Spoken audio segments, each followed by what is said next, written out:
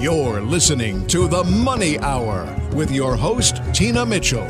Sponsored by Absolute Mortgage, a division of Pinnacle Capital Mortgage Corporation. Now, in the studio, local mortgage and finance expert, Tina Mitchell.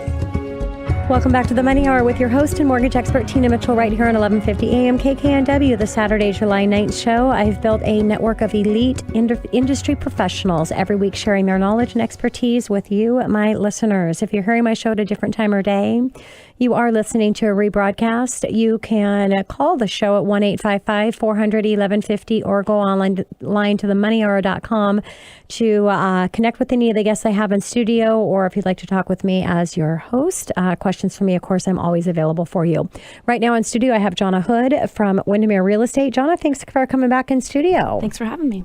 And excited to hear what you advice that you're giving your buyers and sellers, as you said, in this crazy market, because it is, with the lack of inventory, with the interest rates so low, there's just a lot of activity going on there.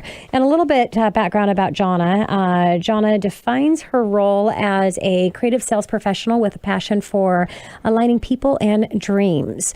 As a managing broker in real estate since 2003, with a network based largely in the Millennial demographic, Jonna brings a unique combination of experience and modern perspective to her practice.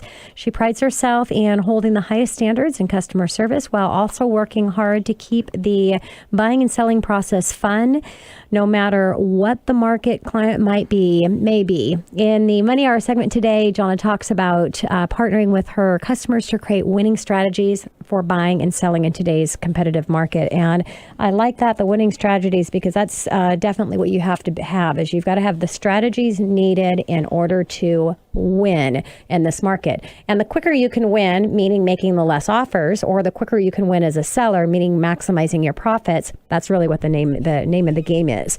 So since you specialize with millennials and first-time home buyers, can you tell us about the emotions that come from buying and selling in the market and how you are coaching in this demographic? Yeah. So for this market, I think that there's a lot of fear when you're first entering and trying to figure out, should I buy, should I wait? And so the biggest part of my role is first, obviously, education. So just explaining what's happening and changing every single day. But the fun part that I've found is really the psychology that goes into buying and selling. So with every customer, I sit down and spend time talking about what the market's doing, but also how that plays into what their plans are long term. So what are their goals? And until you know the why, you can't really figure out the what, because what buyers end up buying is often not what they tell me they plan to buy. And when they buy it is not often when they always say, oh, a year and a half, and it's like 90 days later we're in a home. So I know. And I tell my clients the same thing with financing. As soon as you kind of figure out the financing, when you get the steps in place, you notice, well, gosh, it makes sense. Why am I, not doing it? Now. So what are the steps that buyers can take in today's market that will prepare them to win in the most likely multiple offer situation they're going to be put in? Well, and touching back on that psychology element, is where with that millennial demographic and buyers in this market, the emotions are so important in how they strategize, and sellers and pricing the same way. And so we really spend a lot of time predicting what they're going to go through and it's almost like gambling in a little bit, like what's our walk away, right? And if you spend a lot of time analyzing your market, understanding, like get really hyper local around the home that you're buying, you can predict what that spread, if everything's going above market price, right? Then you can predict where you should land. You can also then think about really creative ways to make your offer more attractive. So obviously there's the old school writing the love letters and making it really personal. But we also have making sure that you've got a large amount of earnest money if you can, and prepared, maybe even looking at, we have some buyers that are prepared for paying the difference between the appraisal and the list price. So not all buyers know that when they come in. So there's that. There's also escalator clauses and understanding how to make those really aggressive and creative, but also not overpaying. So there's a balance. And if you and your agent really know your territory and the product, you can really have a step ahead against your competition. And I always say too, Jonna, that they really need to go back to you and find out per house how they're going to strategize, because it's not one strategy. And you just said that. I mean, there's all these things, but depending on the house you're going to make an offer is how you're going to be coaching them and strategizing for that particular offer, correct? Absolutely. And I've been really impressed in this market how cooperative the agents are, because we're all just trying to figure out how we do the best for our sellers and how we do the best for our buyers. And so making sure that your agent is really in communication with the listing agent and vice versa, that we're all just doing our best to do the best for our client. Makes total sense. So what strategies are working, Jonna, for sellers hoping to create a multiple offer scenario? So we kind of, when they're listing their home, so we kind of talked about the buyer and how to prepare and present that offer. Now we're talking about putting your other hat on when representing the seller. You want to get as many offers as you can. Yeah, listings can be a lot of fun. In my background, this is probably the most fun I've ever had with listings. And I'm typically pretty conservative in pricing, and in this market, being aggressive goes a long way. And so if you really do your homework, and my sellers and I, we partner together in it. So it's not me telling them this is what we have to do. Let's sit down together, do our research, and really find out where was the biggest spread, which property in our neighborhood are we trying to outperform, right? How do we beat the market? And so it comes down to the littlest things where obviously pricing is important. That's the first step. But also staging, preparing the home, the timing is everything. From weekend to weekend, it can change. Listing on before a holiday weekend can be a lot different than listing before school gets out, or vice versa. So really just looking at all the different elements. Okay. And what qualities or things should a buyer or seller be looking at when choosing their real estate professional? I think from a buyer's perspective, experience is really huge right now. We're moving so fast. Properties are on for 3 to 6 days on average. So you don't have a lot of time to make mistakes. And because it is so emotional, buyers won't lose more than a few times before they get really discouraged. And so you want to have someone that really is helping you show up with your best foot forward the first time. Yeah. What about on the seller side? For the seller side, I think it's really...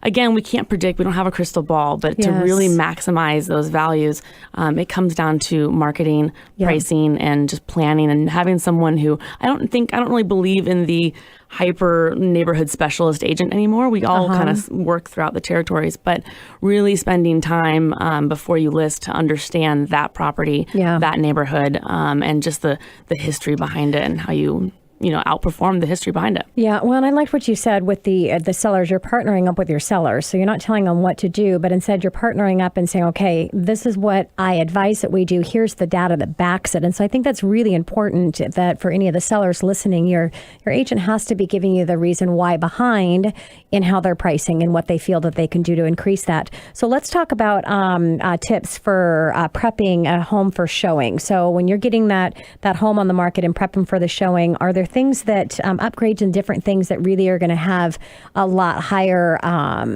net result to the seller? Yeah, your ROI is different on all different kinds of upgrades. And I tell people, if you're preparing to sell, that's a different conversation than if you're just living in your home and enjoying it. So do what you, because no one ever does the stuff until they get ready to list. And so if you want that landscape backyard, do it when you move in.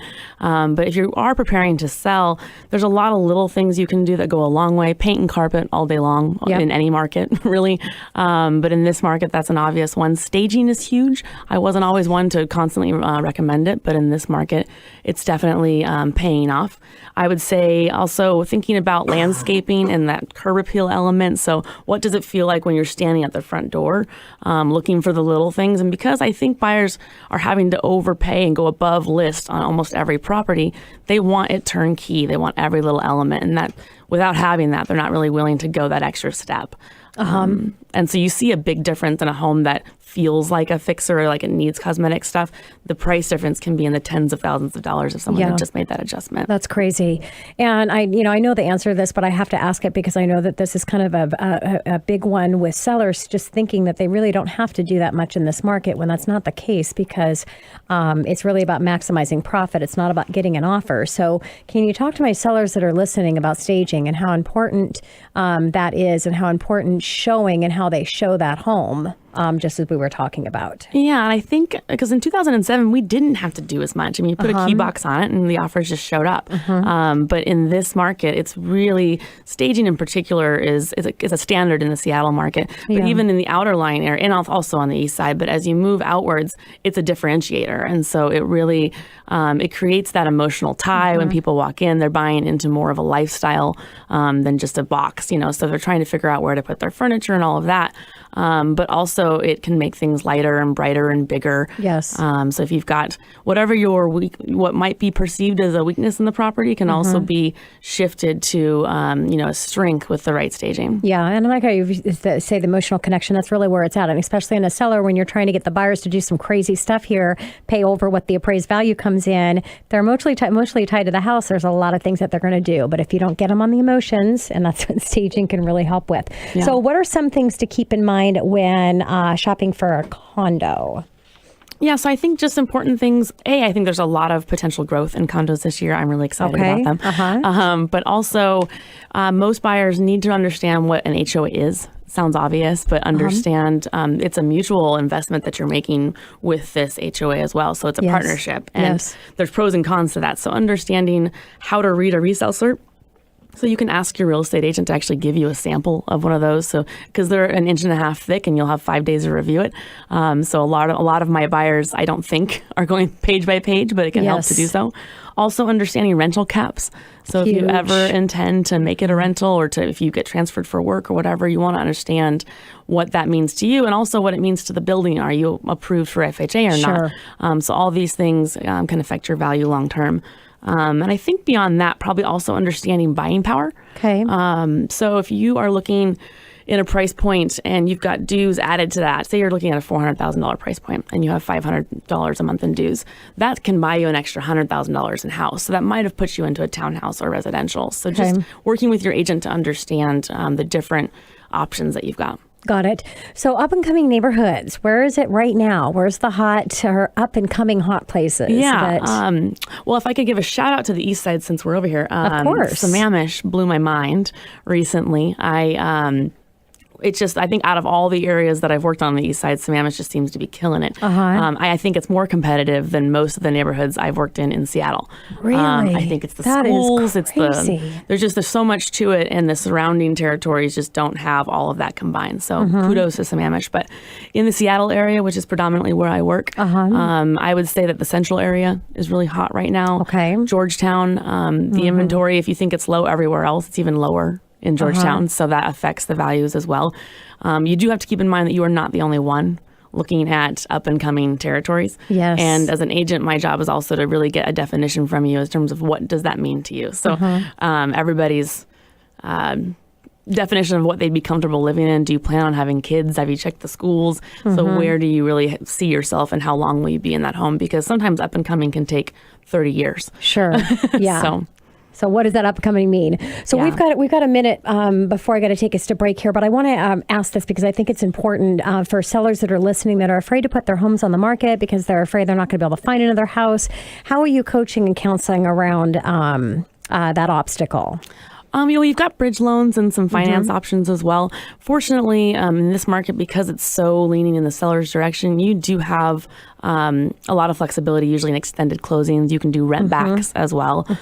You can also rest on the fact that in most markets, if you list and price appropriately, you'll sell quickly as well. So you might not have to carry it for as long as you think. Yeah. But that is the age-old tale. I don't want to buy until I sell, and I can't sell until I buy. So got it. So you don't want to miss out with that possible objection, but find a solution for it, because typically there's always a solution for everything. Absolutely. Well, thank you so much for coming back in studio. It was great having a conversation with you, and I look forward to chatting again hopefully soon. Awesome. Thank you.